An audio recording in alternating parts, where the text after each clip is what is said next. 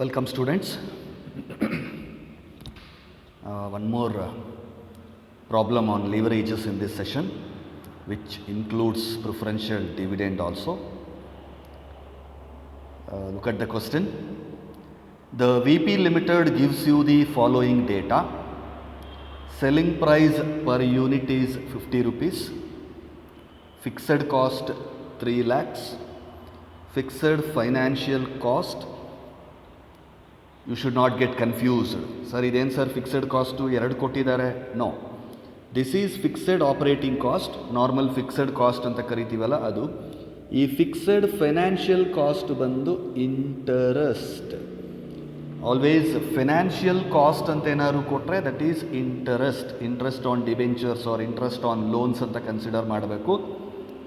ಒಂದು fixed operating cost, ಇನ್ನೊಂದು interest. Fixed financial cost ಅನ್ನೋದು ದಟ್ ಈಸ್ ಇಂಟರೆಸ್ಟ್ ಅಂತ ಟ್ರೀಟ್ ಮಾಡಬೇಕು ಅದನ್ನು. Then variable cost per unit 30 rupees. Okay, tax rate 50%. Then preferential dividend. Preferential ಡಿವಿಡೆಂಡನ್ನು calculate ಮಾಡಿ ಡೈರೆಕ್ಟಾಗಿ ಅವರೇ ಕೊಟ್ಟಿದ್ದಾರೆ. In some problems they will give you preference share capital ಅಂತ ಕೊಡ್ತಾರೆ, ಒಂದು ಪರ್ಸೆಂಟೇಜ್ ಕೊಡ್ತಾರೆ, ಅದನ್ನು ನಾವು ಕ್ಯಾಲ್ಕುಲೇಟ್ ಮಾಡ್ಕೋಬೇಕಾಗತ್ತೆ. But in this sum it is directly given preferential dividend, so 25,000 you can take. But ಅದನ್ನು ಗ್ರಾಸ್ ಅಪ್ ಮಾಡಬೇಕು. ಗ್ರಾಸ್ ಅಪ್ ಮಾಡಬೇಕು ಅಂತ ಅಂದರೆ ಟ್ಯಾಕ್ಸ್ಗೆ ಅಡ್ಜಸ್ಟ್ ಮಾಡಬೇಕು. That means preferential dividend into 100% divided by tax rate ಅಂತ ಹೇಳಿದ್ನಲ್ಲ, ಅದನ್ನು ಮಾಡ್ಕೋಬೇಕಾಗತ್ತೆ. ಸೊ ಅದನ್ನು ಮಾಡಿಕೊಂಡ್ರೆ ನಮಗೆ preferential dividend how to gross up you see 25,000 into 100% divided by, in this case tax rate 50% ಆಗಿರೋದ್ರಿಂದ ಯು ವಿಲ್ ಗೆಟ್ 50,000 rupees. ಇದಿಷ್ಟನ್ನು ನಾವಲ್ಲಿ ಲೆಸ್ ಮಾಡಬೇಕಾಗತ್ತೆ from E B T. E B ಟಿಯಿಂದ 50,000 ಲೆಸ್ ಮಾಡಿಕೊಂಡ್ರೆ you will get E B T. So ಎರಡೂ E B ಟಿನೇ ಅಲ್ವಾ. ಒಂದು E B T before preference dividend, ಇನ್ನೊಂದು E B T after preference dividend, ಅಷ್ಟೇ ವ್ಯತ್ಯಾಸ. ನಾವು calculate the 3 leverages if the units sold are 25,000. What is this units sold? Number of products, number of items manufactured and sold. Because ನಮಗೆ ಇಲ್ಲಿ selling price ಮತ್ತು variable cost ಎಲ್ಲನೂ ಏನು ಕೊಟ್ಟಿದ್ದಾರೆ, per ಯೂನಿಟ್ಗೆ ಅಂತ ಕೊಟ್ಟಿದ್ದಾರೆ. Sales price per unit, selling price per unit. So ನಾವು ಟೋಟಲ್ ಸೇಲ್ಸ್ ತಗೋಬೇಕಾದ್ರೆ per unit into number of units sold. So ಒಂದು ಯೂನಿಟಿನ selling price 50 rupees, total number of units sold is 25,000. So to arrive at sales figure, total sales ನಾವು calculate ಮಾಡಬೇಕಾದ್ರೆ 25,000 units into 50 rupees per unit ಅಂತ calculate ಮಾಡಿ multiply ಮಾಡಿ ಹಾಕಬೇಕಾಗತ್ತೆ.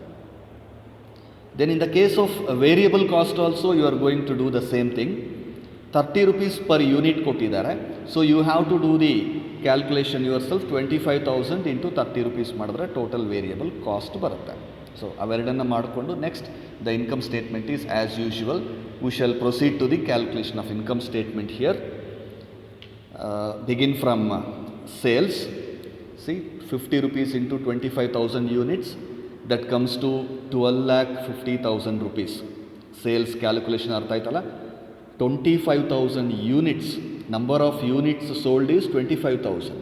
ಒಂದು ಯೂನಿಟ್ಗೆ ಸೆಲ್ಲಿಂಗ್ ಪ್ರೈಸ್ ಎಷ್ಟು ಅನ್ನೋದನ್ನು ಕೊಟ್ಟಿದ್ದಾರೆ ನಮಗೆ 50 rupees.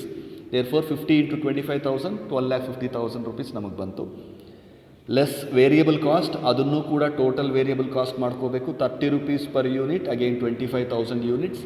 So 25,000 into 30 you are getting 7,50,000. Sales minus variable cost ಮಾಡಿಕೊಂಡ್ರೆ 12,50,000 minus 7,50,000 you should get 5 lakhs contribution. Sales minus variable cost.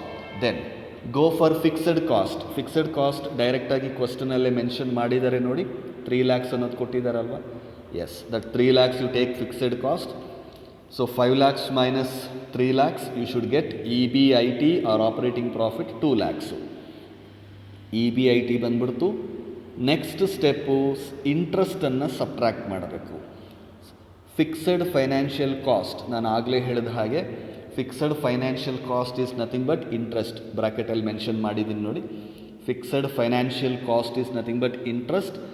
There is nothing to calculate, directly given in the question. Therefore 50,000 ಇಂಟ್ರೆಸ್ಟನ್ನು less ಮಾಡಿದ್ರೆ EBIT 2 lakhs minus 50,000.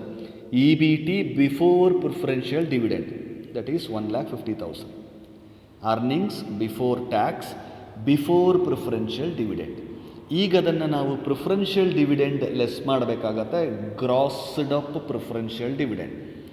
So grossed up preferential dividend ಮಾಡಬೇಕಾದ್ರೆ I have already told you in my earlier video also, the formula you should use is preferential dividend into 100% divided by tax rate into tax rate. So this is the formula. Preferential ಡಿವಿಡೆಂಡನ್ನು gross up ಮಾಡೋದಕ್ಕೆ ನಾವು use ಮಾಡೋ formula preference dividend into 100 by tax rate. So preference dividend how much? 25,000 given for us in the question it self. 25,000 into 100 divided by tax rate ಎಷ್ಟು? ಅದು ಕ್ವಶನಲ್ಲಿ ಕೊಟ್ಟಿದ್ದಾನೆ, tax rate 50.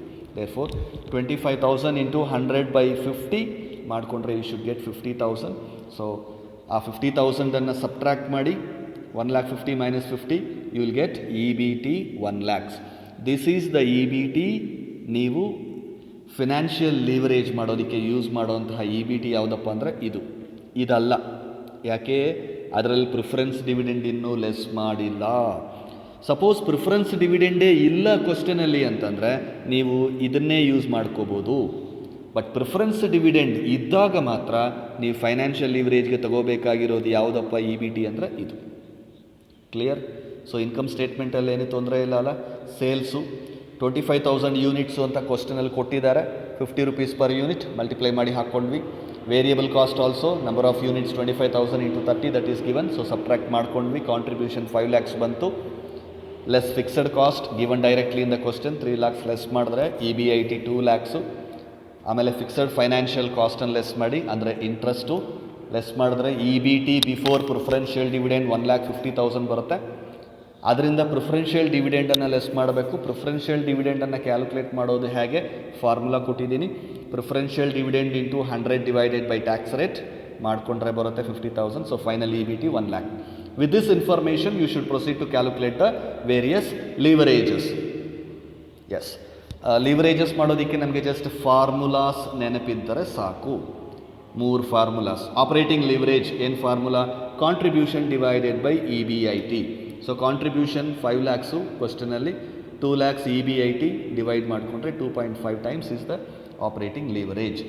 Then number 2 financial leverage EBIT divided by EBT, 2 lakhs divided by 1 lakh. So formula same ಇದೆ, but question ಎಲ್ಲ EBT ಯಾವುದು? EBT ಯಾವುದಪ್ಪ ಅಂತಂದರೆ preferential ಡಿವಿಡೆಂಡನ್ನು less ಮಾಡಿದ್ದಾದ ಮೇಲೆ ಬರುವಂತಹ EBT after subtracting preferential dividend. So preferential ಡಿವಿಡೆಂಡನ್ನು ಸಬ್ಟ್ರಾಕ್ಟ್ ಮಾಡಬೇಕು. ಸಬ್ಟ್ರಾಕ್ಟ್ ಮಾಡಬೇಕಾದ್ರೆ ಕ್ವಶನಲ್ಲಿ ಯಾವುದೋ ಪ್ರಿಫರೆನ್ಷಿಯಲ್ ಡಿವಿಡೆಂಡ್ ಅಮೌಂಟ್ ಕೊಟ್ಟಿದ್ದಾರೆ, ಅದನ್ನು ತಂದು ಸಬ್ಟ್ರಾಕ್ಟ್ ಮಾಡಿಬಿಟ್ರೆ ಆಗುತ್ತಾ? No. Grossed up preferential dividend. How to get grossed up preferential dividend? You should use the formula preferential dividend into 100% divided by tax rate. ಅದನ್ನು ಮಾಡ್ಕೊಂಡಿದ್ದಾದ್ಮೇಲೆ ಬಂದಿರುವಂತಹ EBTಯನ್ನೇ ನೀವು ತಗೋಬೇಕು. So in this case 2 lakhs divided by 1 lakh, you are getting 2 times. Then combined leverage, you have 2 formulas. ಒಂದು contribution divided by EBT, contribution divided by EBT. This is EBT. Don't get confuse, this is EBT. ಏಕೆಂದರೆ contribution divided by EBIT ಅಂದರೆ ಇದು operating leverage formula ಬಂದ್ಬಿಡುತ್ತೆ.